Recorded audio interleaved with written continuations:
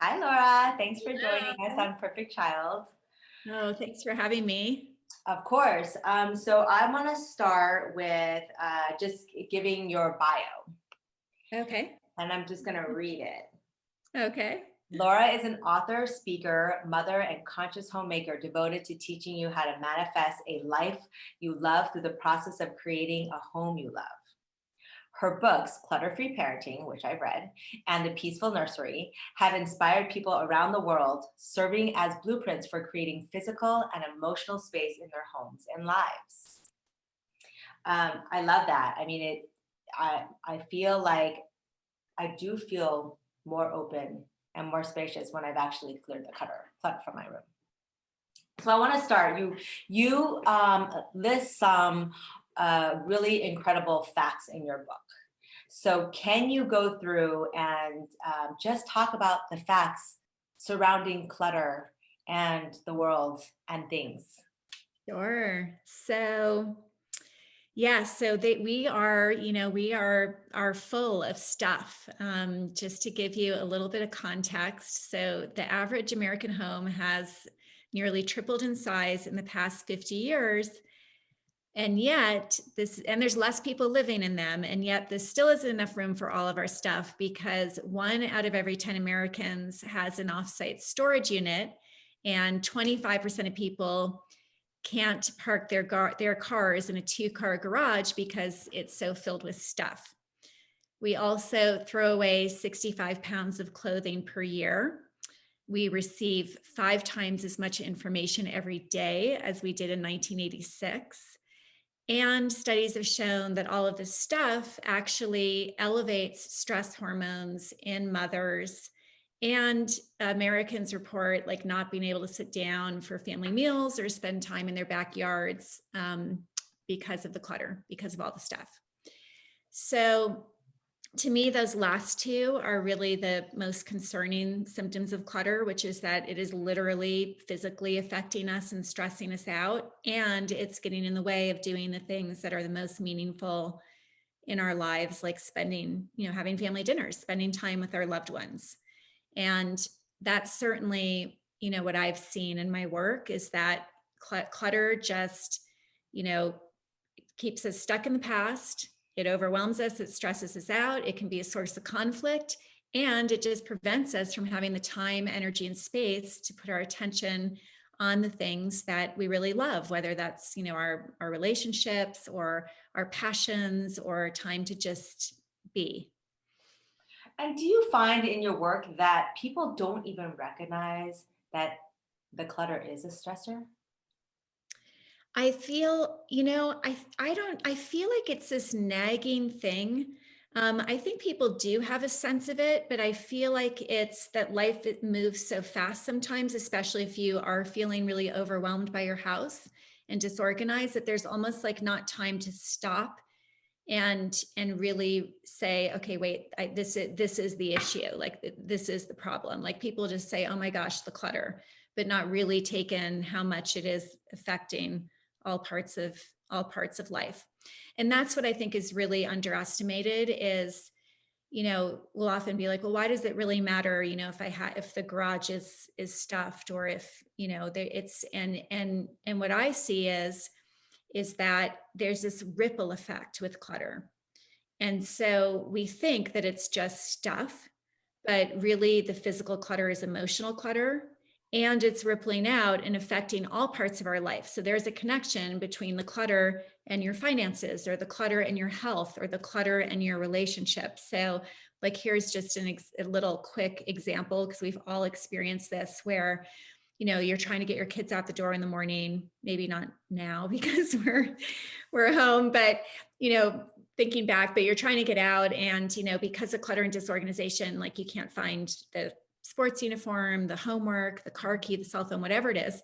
The later it gets, everybody's stressed out, and then there's like this tension, and then maybe you snap at your partner and you're rushing your kids, and you're not how you want to be with them, and then you're dropping them off at school and you're heavy-hearted, and then maybe you show up at work late, and that's annoying the people you work with. And you can see how day after day, when these patterns are repeated, it is affecting how your child is at school that day and maybe every day, and how your relationship is with your spouse or your job, which could affect your finances. So there really is this ripple effect to clutter that I think that that's people underestimate, that connection between clutter and your life. Oh, yeah, definitely. And it's so funny when you say that, because I have definitely had days like that where are my keys? Where's this? Where's that? And not once do I ever stop and think, oh, if I would just clear some of this clutter, then I'd be able to find my keys. It's more like, oh, let's put up a key hook and like, there's where the keys are, but like leave the clutter where it is. Well, both are actually important. And because and this is also something that's really misunderstood, which is there's a really big difference between organizing and clearing clutter. They're just very different practices. There's actually 4 practices to keeping and maintaining a clutter-free home. So there's the decluttering, which is I'm choosing what am I keeping and what am I letting go of. Mhm. Then there's the organizing, which is I'm going to find a designated place for each and every item in my home, a home within my home. And then there is the maintenance part, which is actually developing that habit of putting things back where they belong. And then there's the prevention, which is how do I just prevent more clutter from coming into my life in the first place? And so that's kind of the 4 practices. And I think what the mistake that's often made, probably the biggest mistake people make, is trying to organize before clearing clutter.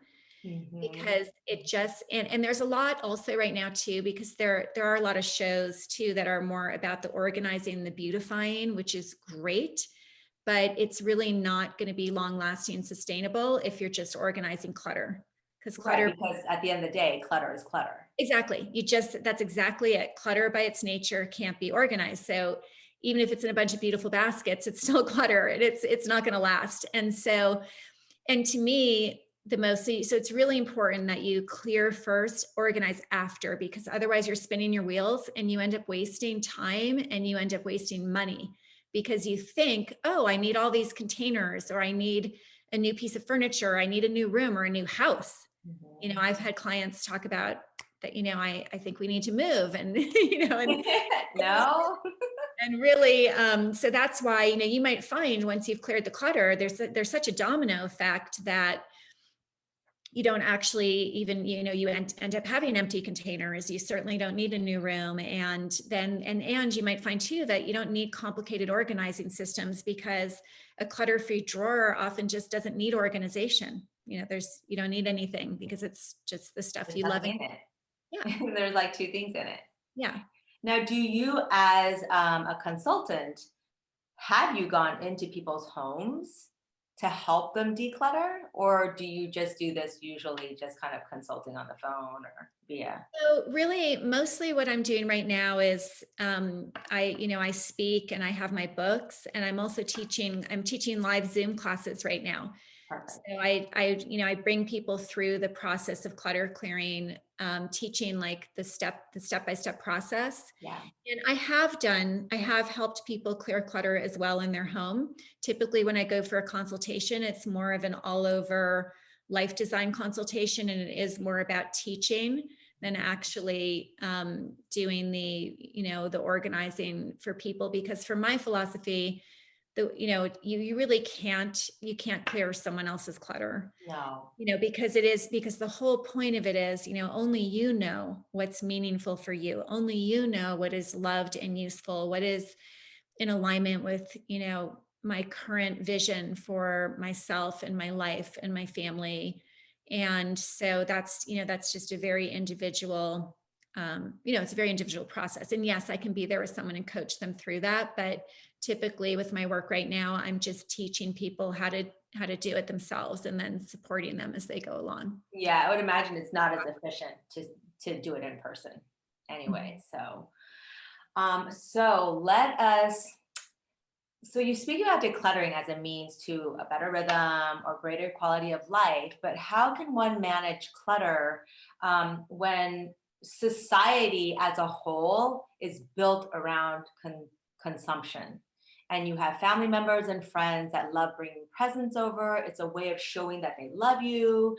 Birthdays are all about presents. Christmas, all about presents, like just physical things. Yeah. Address that. It's challenging. I mean, for sure, we have to be, because exactly what you said, like it's it's kind of all against us really in terms of the consumption that's out there. So we have to be really vigilant and really mindful. And so, there's a lot I can say about this, but I'll start with, really beginning with taking into account like how much time and energy stuff takes. I like to talk about how the things in our home are alive because they're energetically alive. And they're also alive because they are sparking, memories or emotions. And so everything is affecting our energy in our home. And it's either lifting us up or bringing us down, or it's kind of neutral. So when we bring something into our home, we're starting a relationship with it. And we need to really ask ourselves, like, do I have time? Is this relationship worth it? Because if you just take a look, at one item in your home, even if you look around right now and just look at one item and you think about how much time and energy may have gone into that one item, you might have spent time before you even purchased it. You might have spent time like comparing prices and researching, and then you go to the store or you order it online and then it comes, and then we're returning things, and then we're finding a home for it. We're learning how to use it. We're learning how to maintain it. And, there was one study that said that there's 300,000 items in the average American home. I shouldn't say it's a study. This ended up like going all over national media, and really it wasn't from a study. It was from one professional organizer's account. So I tend to think that item's a little high, but it might not be too far off. So if you think about the amount of, that energy that one item, how I just described it, and you think about having, let's say, even 100,000, 50,000 of those, how do we have any time left to be present and connected, for our life, to have the time and energy for those things that we talked about that are the most meaningful? You can't properly care for that much stuff. It's just impossible. And it's going to just, drain time and energy. So I think it's really taking a look at how much time stuff takes. And then it's about making choices outside the home. That's kind of the key. It's that prevention piece when I talked about the 4 practices, which is, don't even let it in. Like when I'm out in the world, really ask myself the questions like, is that before you purchase, is this loved and useful? Could I do without it? Do I have something else that fulfills the same purpose? Could I borrow it? Could I rent it? And just, it takes an incredible mindfulness. Yeah. And to your point, especially with children who tend to be like magnets for stuff, because there's, birthday party favors, there's, doctor's offices, Yeah. and it's, and it's just getting in the habit. I mean, I think it depends, everyone has to, it depends on your child. I have one, my older son who just kind of got it and was like, we don't need this, and he'd just say, no, thank you, in the doctor's office. And I have another son who it's really important that he has stuff.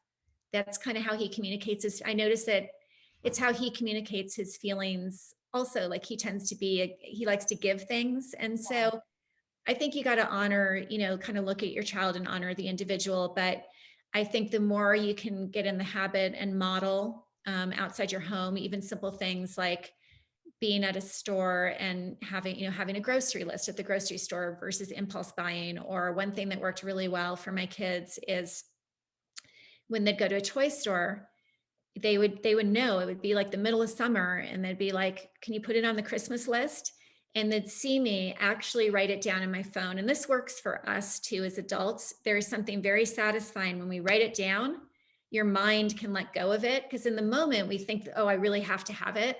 And when we write it down, you kind of have a sense that I have it now, like I do have it. And then you find out in a month or so whether it really matters. And usually when you look at that list 30 days later, you're like, why did I even think I needed it? Right. So that kind of wish list thing, I think for kids can be really helpful. And you mentioned the hardest thing, which is the unwanted gifts, from relatives and all that. We don't need any more stuff. And, unwanted gifts is so tricky because of course everyone has the best intentions, and they just, they want to shower your kids with love and all that. And I think that's about the more that we can, be preemptive about it is really the key, which is to try to let people in our lives know that we are trying to simplify. And, if you can coordinate, if you're, depending on the relationship with family members, if you can at holiday time, like a child may have their wish list, and you got to remember, oh, if I get everything on this list, then there's still all the relative gifts, versus like, can I coordinate this? Can, really far in advance, can we say, this is what, and try to divide it up that way is, I think the best bet is just hope that people, you can communicating your philosophy in advance and trying to coordinate the gift giving at holiday time. Yeah. Yes. And you know what? When you talked about each item having energy, wow. And managing it, like I'm guilty of clutter for sure. I have a lot of stuff, but now I'm thinking, man, a good idea for me, practice probably, is to go through everything and clean it because I love it, dust it. And so in that practice of cleaning everything, I would probably most likely stop getting any more anything, right? Because I don't want to clean another thing. I love that. I love that you brought that up, because that is actually part of our 3-step process, which is when you go to an area, the first step is you take everything out. And that's because you will not address each and every item if you don't take it out of the closet or out of the drawer. You'll just kind of look through and not really engage with it. And then the second step is you clean the space, and then you hold the item, and then you see, like, the best way to actually tune in is to see how your body responds. Because when we love something, we take a deep breath, and when we don't, we feel this kind of nagging thing. And then, you would clean the item before you put it back. But what you're speaking to is exactly that. Like, if we aren't going to take the time to care for it, use it, enjoy it, why is it here? Right. Why is it here taking up space? And that's, again, going back to, someone might say, well, but what does it matter? But the thing is it does matter. It matters, energetically. Well, practically, in that example I gave of getting in the way of the day-to-day living and taking up our time and energy, but energetically, because we don't know what that is taking up space for, that might, if we release, be coming into our lives that's really going to serve us now. And I talk about this story in my book with my younger son, where he took this up, he had this interest in model train building. And, my mom took him to a museum that had this big model train layout. And then, she bought him like this model train, and he started like just building these whole, worlds, little train worlds. And it was like taking up all this space, and very messy because it was sand and paint and glue and all this stuff. And it just, couldn't live in our kitchen. And so my husband and I like had this choice, like, wow, he's really into model trains. Like, are we gonna support this hobby? And we had a whole room in our basement that was a storage room of stuff. And we decided that, yes, we were going to make this a model train room. And so we, went through and clutter cleared. And some stuff we kept, not a lot, but some went to the garage, some went to another place in our house, the stuff that was really meaningful. And so my son had a model train building room. And this is now, I think we're like 7 or 8 years into model train building. I mean, this is wow. the joy. I mean, it's so, and it's like the patience that it takes, to make these layouts, and the creativity and the love that the love and joy it's brought him and the whole family has been amazing.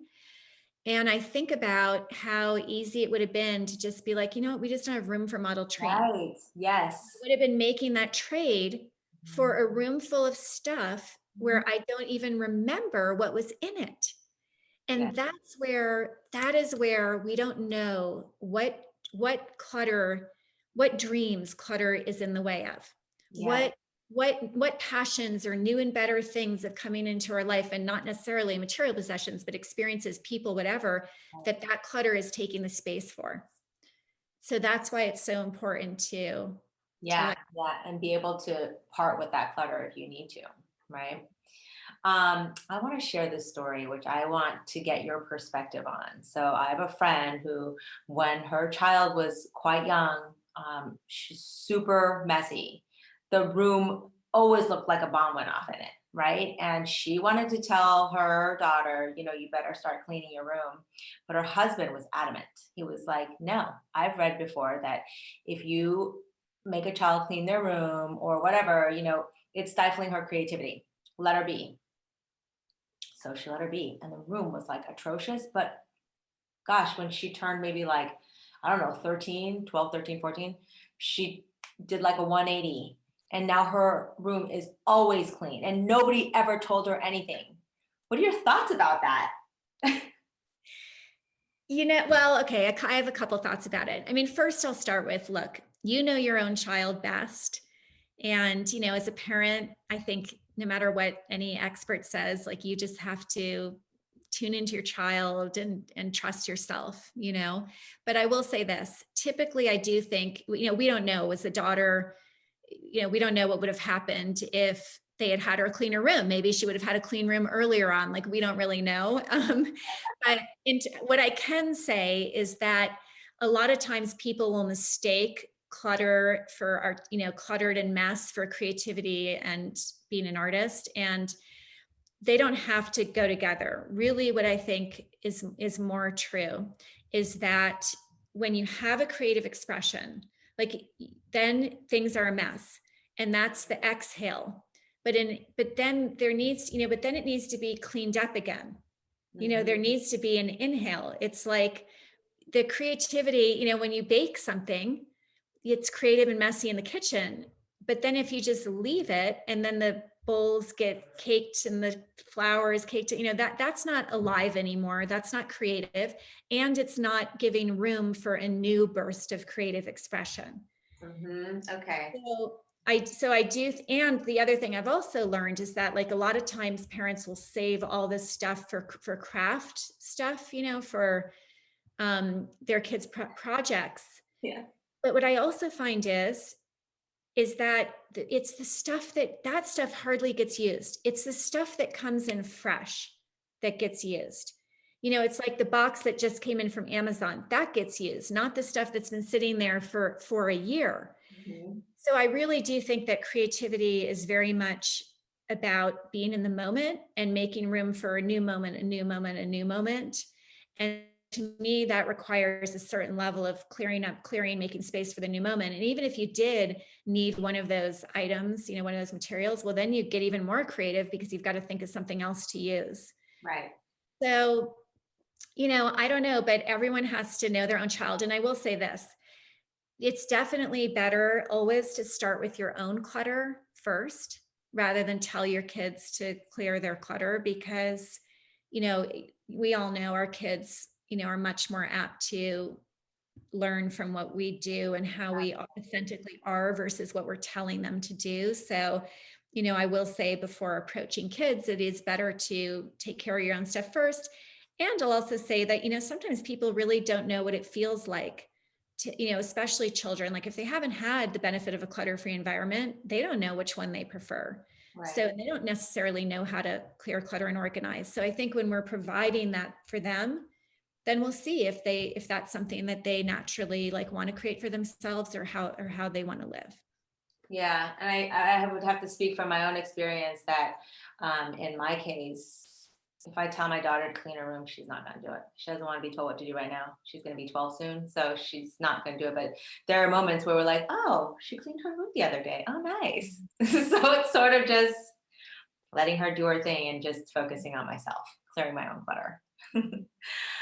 All right, so I like the idea of clarifying your intentions and dreams and putting pen to paper. Don't you think that very seldom are these aspirations filled with stuff when people put their intentions down? Sometimes they are. I also like that you say you might want to ask for the highest and greatest good for your family. And so how does that play into decluttering?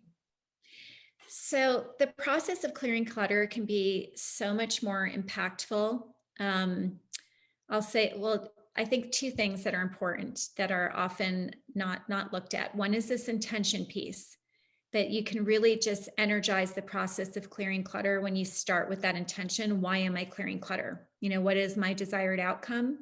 So taking that time to think about, you know, whatever your highest vision is, your current, you know, your current goals, your highest vision for yourself, for your family. And it can be really small things like I want to have, you know, quality family time, like, or better dinner, better meal time, better bath time. And it can be really big life things. And so taking time to write it down on paper is really important, because when we write something down on paper, you know, we may think we're clear, but when we actually go to write it down, we may realize that we're not that clear. So one thing, it makes sure we're clear, and then already you're making it tangible.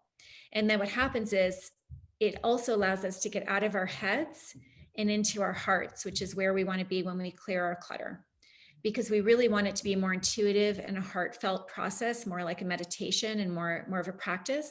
And so once we know, okay, I know what my intentions are, they're on paper, I know that, you know, and the universe is starting to line up to make things happen. And then your subconscious starts to line up to make it happen, so that as you're clutter clearing, you're making choices that are going to support that vision. So huge fan of intention. And another thing that goes along with that, that also is often not talked about, which is that how we are inside ourselves as we clear clutter is also going to influence the end result. So if we've decided that, oh, I want to have more joy or love in my life or harmony, whatever it is, but then we're going through the clutter clearing process in this like super stressed out, you know, judging ourselves, feeling guilty, feeling shame, whatever it is, you know, that is not, we're not going to get the results that we want. We really want to try as much as possible to clear in, you know, to clear or be with ourselves in the way that, you know, we kind of want to be the energy that we want to create in our homes. So we want to bring that a more accepting and loving mindset to the process of clearing clutter. So if we do find ourselves judging, we can just simply observe the judgment, and then we can forgive ourselves for the judgment. And if we want, we can affirm something like, you know, better, like my life is about peace, or when, you know, we could affirm one of our intentions and then just go right back to the clearing. Yeah. So we're kind of in the doing. Well, so, you know, I've heard a lot of sort of life coaches will say, you know, you can, and this is business wise or life wise, actually, you can write down your intentions and then put it away. And because you put it down, because you've written it down, that intention is set, and it will come to you when it comes to you, right? And it's you want to know your beginning and the end goal. You don't need to know the middle part. Do you think that that could be applicable when you are clearing your space, that I can have the intention of that and not have to clear my space all in one weekend, right? But having written that down to start fresh, because I've written the intention and I feel good about cleaning, and then take a break. And even if it was, I took like a break for a week, naturally it will come to me because I've set that intention. Yes. Okay, wait, you said so much in here.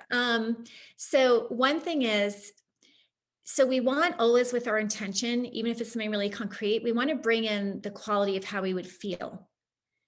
And so that's what leaves that openness to, and I think you asked about this before, I suggest, and this is something I learned at the University of Santa Monica in my spiritual psychology program, but when you do intentions there, you write down this or something better for the highest and greatest good of all concerned. Mm-hmm. And that's because, like you said, we're not responsible. We want to know how we want it. Like maybe you want, let's say, more money, but why do you want more money? How would that make you feel? And so we don't need to know the details of how to get there. And we don't want to know the details of how to get there, because if we're operating from our current perspective on money, we're going to be very limited in our dream. So that's why we want to have that universal piece of this or something better, because we don't know how we're going to feel. And also when we attach the emotion to it, then we also don't need to have like those in-between details that you talked about. So The other thing that you mentioned, which I think is really important too, is that yes, it would be ideal if we could all just take a week or a month or whatever it is and have no other responsibilities and do our, our clutter clearing all in one go. But it's totally unrealistic for 99% of parents in particular, or any busy people. Right. So I think there is this kind of misconception out there that, oh, if I can't do it like that, I'm not going to be successful. And you can absolutely be successful by going, as you said, like little by little, and maybe a week here, a week there. And the key to that is, as you pointed out, like, yes, having that intention will help inform that rhythm, that rhythm and that process, and when you decide to go do it. Also, though, I will say, even though you can have like a life change from something as simple as making a place for the car keys to be, hung on the wall, if you do want to have a new level of simplicity in your life, where you're just more out of that cycle of bringing so much stuff in, that really does require addressing every item in your home top to bottom. Because if you're not on track, then it can just too quickly sort of reintegrate, and you feel like you're not really getting anywhere. So the key is to have a clutter clearing plan. So this is and this is almost another form of setting an intention, actually, and it's a form of clearing our inner clutter, because we can have inner clutter about our physical clutter just thinking about it. Yeah. So you make a clutter clearing plan, and you write down, and do this as you're doing your intentions, write down the rooms in your home and break it down into small areas, and it's a checklist. And what that does is we've gotten all this like stress about our clutter out of our heads. It's on paper. You almost feel like it's done, even though you haven't done anything, because you have it on paper, and that there's actually a beginning point and there's actually an end point. And that is what will allow you to clutter clear in small increments and over time, but still be on track to completing your whole home, is having that plan. Okay, so out of curiosity, do you have stuff in your attic? So I don't have an attic, but I do have, well, now we had this downstairs basement storage room, and now we have an upstairs storage room. So that's my space, and we have a garage, and, I have varying levels of like, my husband is not as much of a minimalist. Like, I could probably be a super minimalist. My family would want to live that way. And we also tend to be like a very active family. So there's a lot of gear, Yeah. there's just a lot of, and now being in Idaho in the winter, it's like skis and all that. So it's not, it's not a minimalist household. But it's, it's clutter free. I mean, I would say, some things, my husband's world, my younger son likes to hold on to things more, and he's old enough where I have to respect that. But in terms of my personal world, like it's, I'm pretty on top of it. I mean, everything is loved and useful. Although I still have a weak spot, which is my digital world. And Oh, it's not that I don't know. It's because I just was very late to embracing just anything digital. And so it's just like a lack of skill. I don't know how to do basic things. It's not that I can't conceive of how to organize it. I'll get hung up because it won't let me move something somewhere on the computer, stuff like that. So I have work to do in my digital world. okay. So let's go and let's just repeat the process. So the first step is setting that intention. Yes. And then the second step is decluttering, getting rid of anything that you don't love, that doesn't speak to you. And then the third step is organization. Yes, I would add in, I would say, set the intention. Then, and if you're not clear, it's okay. Like if you don't have clarity, your intention can be for clarity, because this process, it sounds very linear when I describe it, but it's more, like this, where you go from clarifying to clearing to creating to back again. So you can revisit your intentions again after you've cleared, because you might get more clarity. But I would set the intentions and then do that clutter clearing plan. And I know people get excited to like get going right away, which is great, but that inner work does like help much set the foundation. And then, as you said, the decluttering, which I have that 3-step process, you either start with just the easiest place on your clutter clearing plan, because then you get an easy win, and that's going to motivate you for the more challenging areas. You get to check a box right away. Or you can dive right in and say, okay, where does my day fall apart? Where does everybody tend to get frustrated and overwhelmed? And then start in that part of your house. Like maybe it is bedtime or mealtime or getting out the door. And then go through that clutter clearing process where you take everything out, you physically clean the shelf or the whatever, and then you address each item, and whatever you're keeping, you put back and let go of the rest. And then what I suggest doing, and then yes, you move on to organizing. So if you can just put things back, the things you've chosen to keep, and kind of make your best guess at where they're going to belong. But just remember that ultimately, once you've done the whole process, that those might be temporary homes, because you might find, oh, now I've opened up an entire other bookcase, or I've decided to make my, guest bedroom into a home, so things may change, and you might have, so you'll probably have a final organization process once you're entirely done decluttering, but it's okay to do some mini organization once you've cleared that area, just, kind of like temporary organization. Great. Great. Now you had mentioned that you do workshops online, Yes. right? Zoom workshops, and that people will find that on your Instagram handle, right? That's where you always announce it. Yes. And I usually also send, if you subscribe to my blog. So my website is Inspired Everyday Living. And my Instagram handle is inspired.everyday.living. So we tend to right now be doing we actually are putting so many tips and content and videos on Instagram. But then I also on the website have the details of my courses, and we are still doing, longer articles as well on our website. Okay, awesome. And then is there ever a cap off for your Zoom to participate, or like, is it first come, there's only like 50 spaces, or it's as many people as possible? Well, right now it's as many people as possible. Well, I shouldn't say, we kind of, right now what's great is we tend to have smaller groups. And so you can really we make ourselves super accessible. You can really, we give a presentation at the beginning of class, but then there's like time for one-on-one coaching. There's time for questions. There's a community forum. So in between classes, you can ask questions. Like, we're very accessible right now with the numbers that we have in our courses. Oh, great. Okay, good. That's good to know. All right. Well, I don't know. Is there anything else you wanted to add? Oh, let's see. I guess I will add one thing, because this is also so important, along with the intention and being loving with ourselves as we clear. There's so much joy to be had with appreciating our homes, because ultimately we do just want to we just want to be at peace with our homes. And I think sometimes with clutter clearing, we can focus too much on the clutter and too much on, the images we see of these perfect environments.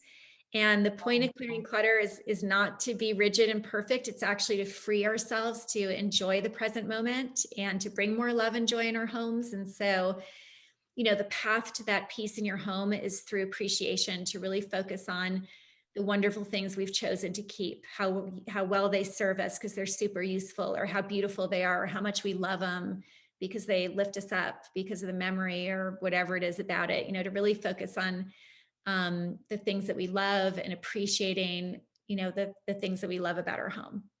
Yeah, and I'm glad that you added that, because I do actually, before I go to bed every night, I do go through a gratitude list. Mm-hmm. And oftentimes I will have gratitude for the physical structure of the house, because I feel like when you send that energy out there of love, that the house works with you. Yes. It's not the house's fault that there's clutter. It's our fault, right? And so to have that overall like gratitude for the house, because the house, I feel like, provides us peace. I love that you say that. We say love your home and it will love you back. Yes, it's true. Yeah, I love that. So thank you. That's exactly how we feel. Great. I say Awesome. we a lot, by the way, because I work with my sister. I don't know if I mentioned that, but Yeah. I work with Yeah, my, I know. I mean, that's pretty incredible. yeah. I don't know if I could ever work my sister.